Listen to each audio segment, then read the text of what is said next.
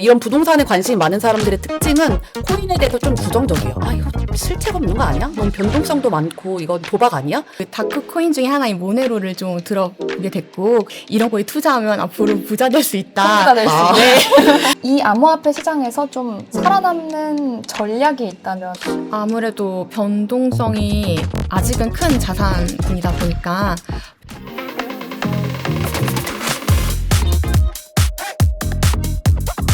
세상의 모든 돈 되는 이야기 캐치 더 머니. 오늘은요, 경제, 금융, 블록체인부터 코인까지 항상 발빠르게 이 정보 전달을 하기 위해 애쓰고 계신 기자 두 분을 모셨습니다. 두 분이 이 자칫 어려울 수 있는 이 코인을 조금 더 쉽게 알려드리기 위해서 또 책까지 내셨다고 하는데, 그래서 모셔봤습니다. 김재희, 이승주 기자님, 안녕하세요. 안녕하세요. 안녕하세요, 두 분. 먼저 오늘 이렇게 출연해주셔서 감사하고요. 우리 편집장님은 지난 KBW 라이브 때 한번 출연을 하셨었는데, 이승주 기자님은 또 제가 처음 뵙습니다. 네, 처음 그쵸? 뵙습니다. 네, 두 분 각자 간단하게 자기소개 한번 부탁드립니다. 네, 저는 문화일보에서 경제부 기자를 맡고 있는 이승주입니다. 그리고 요 앞에 있는 책 공동저자이기도 합니다. 네, 안녕하세요. 블록미디어 편집장 김재희라고 합니다. 지난 KBW 라이브에 이어서 다시 뵙겠습니다. 그때도 미모의 편집장님으로 핫하셨는데 오늘도 이렇게 미모의 두 분을 모시고 제가 방송을 진행하게 됐고요. 두 분이 이렇게 책도 같이 쓰시고 방송 출연도 같이 하실 정도면은 굉장히 막역한 사이실 것 같은데 어떻게 좀 인연을 맺게 됐고 또 이렇게 책까지 집필하게 된 배경이 있을까요? 우선 제 간략한 얘기를 드리면 저는 어떤 기자 생활을 거의 경제 분야에서 하긴 했는데 공교롭게도 아니면 운이 좋다고 해야 되나? 돈의 흐름 있잖아요. 머니무브라고 하는데 그 흐름에 따라서 제가 부서를 옮겼어요. 박근혜 정부에서 문재인 정부 때 집값 많이 오를 때는 부동산부에 있다가 그때 대출 규제가 시작됐을 때 금융부에 갔다가 동학개미 운동할 때 증권부를 갔다가 그 이후에 코인이 올랐을 때 코인팀에 있었는데 그때 김재희 기자랑 같이 코인을 취재하게 됐어요. 저는 코인에 대해서는 사실 관심이 많이 없었는데 코인 취재하면서 관심을 갖게 됐고 그 계기로 코인 이렇게 책도 쓰게 되면서 이 자리에 이렇게 오게 됐습니다. 네, 승주 기자님 말씀처럼 이전 회사에서 같이 이제 암호화폐 쪽을 취재를 했었고요. 지금 여기에 자리하시진 않았지만 공저자인 이진우 기자님께서도 당시 저희의 이제 부장이셨기 때문에 암호화폐에 좀 관심 있었던 기자 3명이 함께 모여서 이 책을 좀 만들게 되었습니다. 그러면 좀 어떤 경로로 암호화폐에 관심이 생기신 거예요? 저는 거의 뭐 부동산, 금융, 증권을 다 코인까지 하긴 했지만 사실 코인에 그렇게 관심은 있진 않았어요. 저는 오히려 코인과 정반대라고 해야 되나? 뭐 변동성이라든지 아니면 자산의 그 어떤 투자 형태라든지 정반대에 있는 부동산에 더 관심이 많았고 이런 부동산에 관심이 많은 사람들의 특징은 코인에 대해서 좀 부정적이에요. 아, 이거 실체가 없는 거 아니야? 너무 변동성도 많고 이건 도박 아니야? 이런 생각이 되게 많아서 저도 약간 그런 마음이 되게 많았었는데 어쩔 수 없이 코인이 급등하는 시기에 제가 취재를 하다 보니 이를 위해서 코인을 접하게 됐는데 이게 새로운 형태의 자산, 새로운 형태의 화폐라는 생각이 들었어요. 그래서 일을 하면서 관심을 갖게 됐고 그때 저도 조금씩 투자를 하면서 이제 눈을 뜨게 됐습니다. 저는 이 암호화폐의 존재를 알게 된 지 한 10년 정도 된 것 같은데요. 대학교 4학년 때 학교에서 이제 언론사 스터디를 같이 하던 공대생 친구한테 다크 코인 중에 하나인 모네로를 좀 들어보게 됐고, 그때 친구가 뭐 이런 뭐 요새 암호화폐가 뜬다, 뭐 비트코인도 있고 모네로도 있는데 이런 거에 투자하면 앞으로 부자 될 수 있다. 그걸 만났어야 됐다. 당시에는 막 시험 준비 때문에 정신 없으니까 그냥 그러려니 하고 넘겼고 그 이듬해 이제 기자로 일을 하게 되면서 증권 쪽을 처음 취재하게 됐는데요. 그 증권을 취재하다 보니 자연스럽게 암호화폐 급등기였어요. 그때가 2017년도, 18년도 막 이때였는데 그때 이제 한창 비트코인 가격이 엄청 올랐을 때인데 당연히 이제 증권을 취재하다 보면 대체 투자로 부상하고 있는 암호화폐도 같이 취재하게 되었고 그때 좀 취재를 하면서 자연스럽게 일하면서 더 알게 되고 관심 가지게 된 것 같습니다. 사실 그때도 뭐 지금도 사실 비트코인 엄청 올랐지만 엄청 뭐랄까 대중화된 맞아요. 투자처는 아니잖아요. 암호화폐가 아직도. 근데 두 분이 취재하실 당시였으면은 훨씬 더 약간 어둠 속의 투자처 이런 느낌인데 당시에 취재원 분들에게 이제 교수님들, 경제학자 분들한테 여쭤보면 좋은 얘기가 단 한마디도 나오지 않았었어요. 비트코인은 투기다, 버블이다. 여기에 투자하면 곧 휴지 조각이 될 수 있다. 이런 얘기를 워낙 많이 해주셨는데 어느덧 1억 5천이. 감회가 새로우시겠어요. 요즘에 취재하실 때는. 그렇죠. 아무래도. 우리가 키운 양. 그때 더 많이 투자했더라면. 그렇네. 그래서 하는 얘기죠. 그럼 두 분이 이렇게 같이 취재도 하시고 일을 하시다가 책까지 같이 공동 집필을 하게 되셨는데 네. 이 협업 과정에서 좀 시너지가 있었나요? 어쨌든 한 번, 두 번의 이제 코인 급등락하는 딱 그 시장을 바라봤고, 아니나 다를까 코인 때문에 이제 망하신 분들, 뭐 어려우신 분들이 이제 막 이제 코인을 욕하는 그런 시장까지 다 바라보면서 저희가 이제 뭉쳤거든요. 그러면서, 과연 이 코인은 미래가 있을까? 근데 저는 그때나 지금이나 아직도 저는 코린이다. 코인 왕초보다. 이렇게 얘기를 해요. 근데 이제 저희 편집장님께서는 코인 저와 달리 좀 전문가시니까 제가 물어봤어요. 이제 이거 아닌 것 같다. 나도 속은 것 같다. 정말 코인에 미래가 있나? 이게 진짜 가치가 있는 건가? 라고 코인의 왕초보 입장에서 계속 물어봤던 것 같아요. 저는 좀 더 부동산에 친숙한 입장이니까 아니야. 그냥 나 역시 부동산에 더 관심을 가져야 됐었던 것 같아. 이러면서 계속 물어봤는데 제가 이제 코인 쪽을 더 취재해본 결과 지금 이거는 뭐 이러이러한 이유 때문에 급락했었을 뿐 앞으로 사실은 굉장히 가치 있고 뭐 잠재력 있는 시장이다 이런 얘기를 그러니까 저 문답을 했던 것 같아요. 제가 이제 그 잘 모르는 왕초보 입장에서 계속 물어봤고 정말 이게 그냥 도박 아니야? 라는 걸 물어봤을 때 답을 해주는. 그래서 저와 같은 왕초보 입장에서 불안해하는 사람들을 위해서 이렇게 질문에 답하는 형식의 책이 나올 수 있지 않았나. 그 시점에서 단지 뭐 코인이 무엇을 투자해서 돈을 벌라가 아니라 이 코인에 진짜 잠재력이 있는가에 대해서 왕초보의 입장에서 답을 들을 수 있는 책으로 나올 수 있는 계기가 되지 않았나 이렇게 생각합니다. 저도 그래서 이 책을 읽어봤는데 네. 진짜 딱 뭔가 입문하기에 좋은 책이라는 느낌이 들었어요. 그러니까 누구나 코인에 투자는 하고 싶고 다 돈 번다 하니까 코인 한번 해보고 싶은데 어디서부터 시작해야 될지도 모르겠고 또 코인이 뭔지도 모르겠고 이런 상태에서 읽기에 정말 좋은 책이라는 생각이 들었거든요. 편집장님은 어떠세요? 아무래도 승주 기자님께서 부동산 쪽으로 전문 취재를 많이 하셨고 관련된 도서도 많이 내셨거든요. 그래서 다른 자산군에 훨씬 더 깊고 해박한 지식을 가지고 계시다 보니 이 암호화폐 쪽 책을 쓰시면서도 되게 통찰력 있고 날카로운 질문들을 저에게 많이 주셨어요. 왕초보라서 저는 이제 암호화폐 전담 취재를, 그러니까 전문 취재를 한 5년째 해오고 있으니까 어느 정도 이제 저는 기초적인 거에 대해서는 좀 둔감해질 때가 온 거 같거든요. 그래서 생각하지 못했던 부분들을 이렇게 짚어주시니까 저도 다시 공부하게 되고 또 더 알아보게 되고 그러면서 다시 공부하면서 그래도 좀 약간 러프하게 넘어갈 수 있는 쉬운 부분들도 좀 더 풀어서 쓸 수 있게 된 것 같습니다.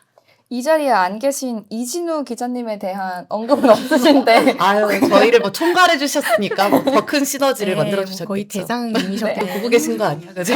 그렇다면은 이 변동성이 큰 암호화폐 시장이지 않습니까? 뭐 지금은 요새는 지금 지루한 횡보기를 지나고 있기는 한데 이 암호화폐 시장에서 좀 살아남는 전략이 있다면 어떤 게 있을까요? 아무래도 변동성이 아직은 큰 자산군이다 보니까 변동성을 최소화하는 게 제일 좋은 전략 같고요. 좀 안전하게 투자를 하는 걸 저는 추천드리긴 합니다. 그러면 이 장기적 관점이 중요하다고 하시는데 단기적 관점은 어떻게 가져가야 좋을까요? 단기적 관점에서는 사실 단기 투자 저도 암호화폐 투자를 좀 하지만 단기 투자는 접은 지 좀 됐거든요. 왜냐면 제가 아직도 투자를 좀 배워가고 있는 입장이긴 한데 한창 암호화폐 취재를 처음 시작했을 때 공부를 좀 하기 위해서 이제 소액 투자를 시작하게 했어요. 근데 그때가 좀 불장이었습니다. 네. 돈만 넣어도 돈이 또 생겨나던 그런 약간 조폐공장 같은 느낌이었어요. 그래서 10만 원 단위로 투자하던 걸 50만 원 단위로 늘리고 또 그 다음에 100만 원 단위로 늘리고 그래도 계속 수익이 나니까 사람이 욕심이 생기다 보니 그렇죠. 이제 1000만 원 단위로도 투자를 하게 되고 약간 좀 큰 금액들을 많이 넣게 됐는데 그 뒤로 이제 불장이 꺼지더라고요. 저는 아직 수익을 내지 못하고 실현을 못했는데 가격이 내려가다 보니까 강제로 이제 장기 투자가 된 그래서 좀 단기 투자를 하시는 거는 사실 전업 투자자라 하더라도 이 코인 시장이라는 게 각 거래소별로 나라마다 이제 다른 거래소들이 있고 또 24시간 쉬지 않고 또 국내 이슈뿐만 아니라 해외 이슈에 더 민감하게 반응하기 때문에 시차가 있어요. 그래서 이걸 24시간 계속 대응하기가 너무 힘든 시장이어서 사실 단기 투자를 할 때는 내가 어느 정도 리스크를 입을 수도 있다라는 걸 좀 염두에 두고 진행을 해야 된다고 저는 좀 생각하고 있습니다. 안 그러면 저처럼 강제로 장기 투자자가 될 수 있다. 그래서 한번 마이너스 99.9%까지 갔었거든요, 그때. 이걸 다시 익단을 올리는데 너무 긴 시간이 걸렸어요. 네. 승주님은 어떠세요? 저도 마찬가지인 것 같아요. 단기 투자를 하시려면 그만큼 방금 말한 대로 시간도 많이 필요하고 전업을 해야 되니까 그러면 내가 쓰는 내가 들이는 공이 많아지는 거니까 그러면 수익이 더 높아져야 되는데 그게 과연 오를까? 과연 그게 수익이 더 나는 걸까? 그렇게 말한다면 단기적 투자가 더 좋은 방식일까? 이런 생각이 들어서 리스크가 큰 만큼 또 내가 들이는 공이 많은 만큼 굳이 단기적 투자로 지금 이렇게 수익을 거둘 수 있는 또 장일까, 또 장도. 이전처럼 유동성이 큰 장도 아니고. 그래서 단기적 투자의 방법을 제가 추천해 드릴 수는 없는데 그런 리스크도 있기 때문에 굳이 단기적 투자를 할 시점인가에 대해서는 저도 의문입니다. 네. 그런 시점을 잘 고려하고 여러 가지 그런 측면들을 다 고려하더라도 단기적인 건 별로 네, 추천하지는 지금 않는다. 시점은 그렇지 네. 않나. 네. 그러니까 정말 잃어도 되는 수준, 내가 이 정도의 리스크는 감수할 수 있다라는 수준에서의 단기 투자는 투자는 본인의 선택이고 그쵸. 또 결과도 본인이 져야 되는 거니까 성숙한 투자자분들이라면 알아서 잘 판단할 수 있지 않을까요? 그럼 암호화폐 투자는 장기적으로 여전히 좀 유망한가요? 암호화폐는 장기적으로 우상향이죠. 네. 아무래도 이제 트럼프 행정부가 들어서면서 이제 미국이라는 최대 강국이 선택한 자산 중에 하나고 그만큼 잠재력이 어마어마하다고 생각하는데요. 일단 트럼프 행정부가 들어서면서 SEC나 이런 쪽에 이제 규제 기관들도 상당히 우호적으로 변해가는 기조를 보이고 있고 또 이제 그동안은 국내 정부도 미국은 아직이잖아. 이런 식으로 좀 미국을 앞세우면서 좀 보수적으로 취했던 태도를 보였었는데 그런 부분도 조금씩 바뀌어가고 있습니다. 네. 그리고 이제 보수적인 기성 세대 분들도 암호화폐 투자에 관심을 많이 보이고 있는데요. 미국 대형 암호화폐 거래소 중 크라켄이 작년 6월에 실시한 설문조사를 보면요. 45세부터 60세 사이의 중년층 설문 응답자 중 46%가 미래 투자 계획에서 주식보다 암호화폐를 더 선호한다라는 응답이 있는 걸로 나타났습니다. 그리고 이제 암호화폐 구매 경험도 2030 세대보다 이 4060 세대에서 더 많은 것으로 나타났고요. 이제 국내는 여전히 2030 세대들이 좀 더 암호화폐 투자 경험이 높은 걸로 나타나긴 했는데 이제 무시할 수 없는 게 이제 4060 세대도 무시할 수 없는 게 이분들이 굉장히 생각보다 많이 투자하고 계신 걸로 나왔어요. 최근에 해시드 오픈 리서치가 발표한 보고서를 보면 30대는 54%, 40대는 43%, 50대는 33%, 60대는 20%가 암호화폐에 투자하고 있다라고 나타난 거죠. 생각보다 높네요. 네, 그러니까 저희 부모님 세대도 5명 중 한 분은 암호화폐 투자자이신 거예요. 상당히 높은 거죠. 이렇게 코인에 투자하고 계신 분들, 투자를 원하시는 분들이 리스크를 관리할 수 있는 전략이 따로 있을까요?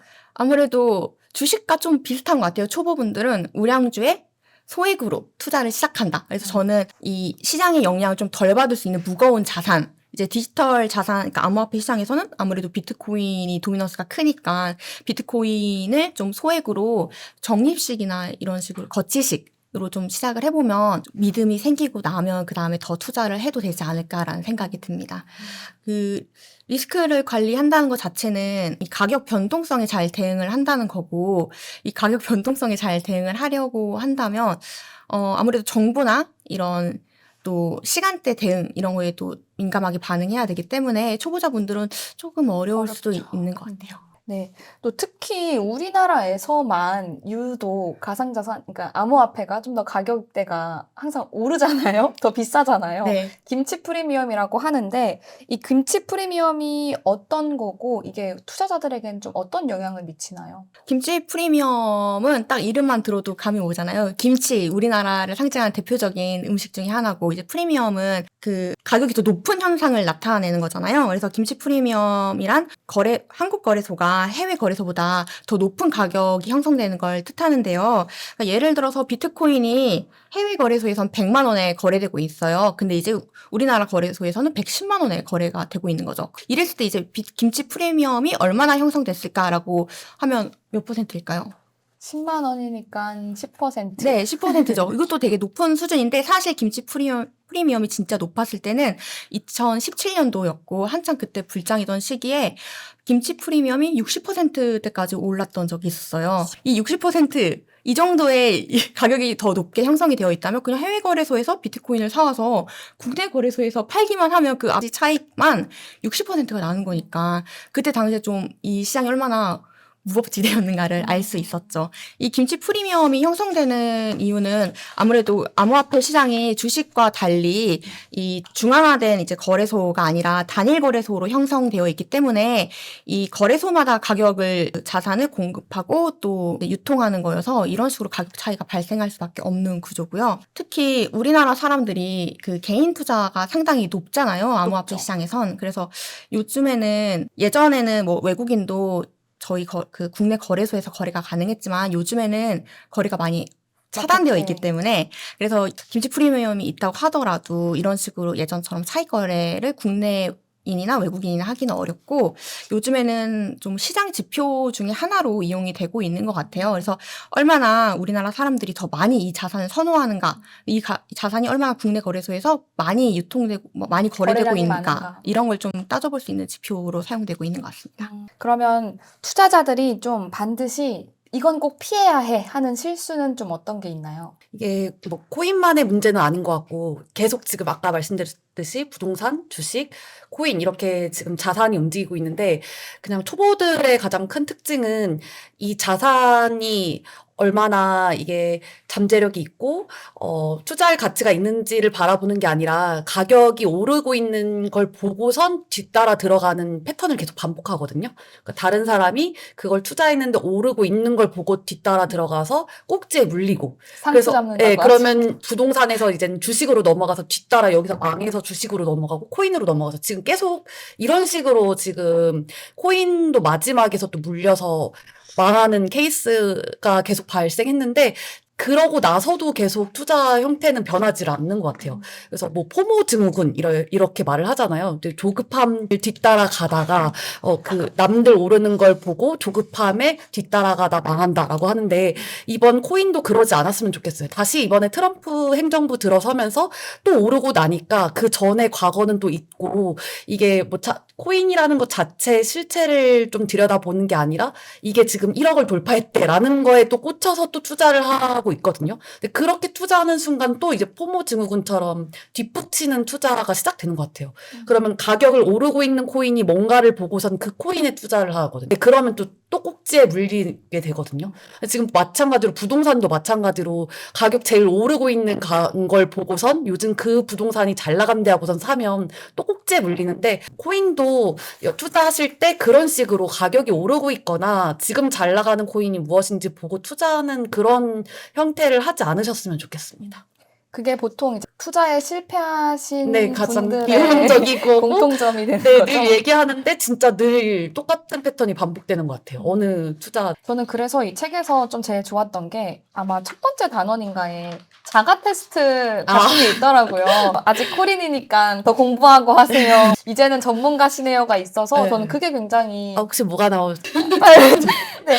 그렇다면은 반대로 투자에 성공하신 분들의 아. 공통점은 좀 어떤 게 있을까요? 그거와 반대인 것 같아요. 저희가 여기서 나온 코인 부자분들도 아예 초창기에 그냥 이 코인이 괜찮다, 코인의 이 가치를 보신 분들은 우직하게 가셨던 것 같아요. 이런 코인의 코인의 잠재력을 보고 난 다음에는 내 자산을 확 투자하고 그 다음에는 변동성이나 뭐에 흔들림 없이 갔다. 그리고 여기에 보면 어떤 코인 부자께서는 그 루나 그 사태 때 돈을 많이 잃으신 분들도 있어요. 근데 사기에 뭐 휘말릴 수도 있는 거야. 그리고 그건 덤덤하게 생각하고 나머지 그래도 내 자산에 또 투자한 건 있으니까 또 그거는 투자하면서 리스크는 있을 수 있는 거니까 하고 가는 것 같아요. 그런데 지금 코린이 분들의 가장 문제는 잃으면 놀래서 모두 팔아버리고 막 그렇게 혼돈 겪으면서 코인판을 떠나잖아요. 네. 그리고 다시 또 코인 오르면 다시 들어오고. 근데 그런 게 없었던 것 같아요. 처음에 이 코인이라는 걸 믿기 시작하면은 사기로 뭐 잃더라도 그거는 원래 어떤 투자마다 있을 수 있는 리스크야. 하지만 나는 이 자산을 믿어 하면서 쭉 가는 그 우직함이 있었기 때문에 아까 말했듯이 그 장기적인 관점으로 갔을 때 그 수익을 얻을 수 있었던 것 같아요. 지금의 단기적인 리스크나 뭐 그런 실패에 변동성이나. 매몰되지 않고 네. 그냥 이 자산의 가치를 믿으니까 그냥 쭉 가는 거죠. 쭉 가다 네. 보면. 왜냐면 가다 보면 생길 수 있는 리스크는 어느 투자에서나 있을 수 있는 거니까. 그러면 코인이 정말 그런 가치가 있는 자산인가요? 가치가 있는 자산인가? 가치가 있나요? 코인의 가치, 뭐 사실 어떤 자산의 가치는 다 잠재력이 있다고 생각을 좀 하는 편인데요. 화폐 역사만 봐도 예전에 사람들이 조개 껍데기에 무슨 가치가 있어서 그 조개 껍데기를 화폐로 쓴 건 아니잖아요. 그러니까 우리가 그 가치라는 건 사람들이 그냥 그 어떤 공동의 개념으로 부여를 하는 것이고 이 자산을 믿는 사람들이 많아진다는 것 자체가 그 자산이 가지고 있는 가치고 그리고 그런 식으로 지금 좀 사실 이 시장도 좀 세력을 좀 펼쳐나가고 있는 거잖아요. 이런 게 다 암호화폐의 잠재력이 아닌가 저는 또 생각을 하고 있습니다. 저는 약간 이 자산을 부동산이랑 자꾸 비교를 하게 되는데 부동산이랑 동등하게 놓고 할 순 없지만 보통 사람들이 이제 부동산, 주식, 코인 이렇게 놓으면서 돈을 분산해서 투자하니까 비교하자면 요즘에는 부동산을 투자의 대상으로 보는 전망이 많이 줄었어요. 왜냐하면 진짜 너무 많이 올랐고 근데 과거에도 많이 올랐다 해도 올랐지만 사실은 지금은 돈이 있어도 투자하기는 어려울 정도로 많이 올라서 거기에서 더 오른다 한들 이젠 돈이 없어서 투자를 하지 못하잖아요. 그래서 전문가들이 부동산은 지금 이제 가치를 저장하는 수단이다. 투자하는 수단이 아니다라고 말을 해요. 그래서 부동산은 이제 거의 여기에서 투자를 하기는 어려운 시장으로 이제 끝이 난 것 같고 그래도 내 집이니까 필요하니까 그 정도의 수준이 된 것 같고 주식도 이제 한참 동학개미 운동 끝나고 난 이후부터 국내 시장, 국장은 예전처럼 막 이렇게 큰 변동성을 일으키기는 어려운 시장이 되면서 사실 이 큰 자산 중에서는 남아있는 데는 암호화폐밖에 없지 않나. 그러니까 그냥 보통 일반 투자자들이 소액으로 뭔가를 투자 수익을 좀 크게 얻을 수 있는 어떤 가능성 있는 그런 의미로 가능성. 그러니까 화폐 어떤 다른 여러 가지의 뭐 잠재력이나 가능성은 여러 부분으로 설명할 수 있겠지만 이런 저 같은 평범한 투자자들이 내가 가지고 있는 자산을 늘릴 수 있을 어떤 잠재력을 찾는다면 부동산은 이제 너무 힘들고 그리고 주식도 이젠 가지고 있는 걸 늘리긴 힘든데 그나마 어떤 새로운 화폐나 무슨 시스템으로 등장하고 또는 소액으로도 뭔가를 불릴 수 있는 그런 잠재력을 가지고 있는 남아있는 분야 아닌가라는 생각에서 저는 또 그런 분야로도 잠재력이 있다 이렇게 또 보고 있습니다. 근데 이 사실 책에 언급된 코인 부자들은 대부분 뭐 IT 계열 종사자, 그쪽 관련 전문가들인데 그럼 그런 사람들은 워낙에 그쪽을 잘 아니까 뭐 블록체인 기술이 어떻고 코인에 뭐가 어떻고 해서 그 가치를 미리 알아보고 투자를 해서 부자가 됐을 것 같거든요. 근데 이제 저희 같은 일반 투자자, 작업 증명이 뭐, 블록체인이 뭐 이런 사람들이 있잖아요. 네. 저희도 그럼 코인 투자로 부자가 될 수 있나요? 저 이거랑 다른 결이긴 한데 이런 얘기 생각나요. 어떤 분께서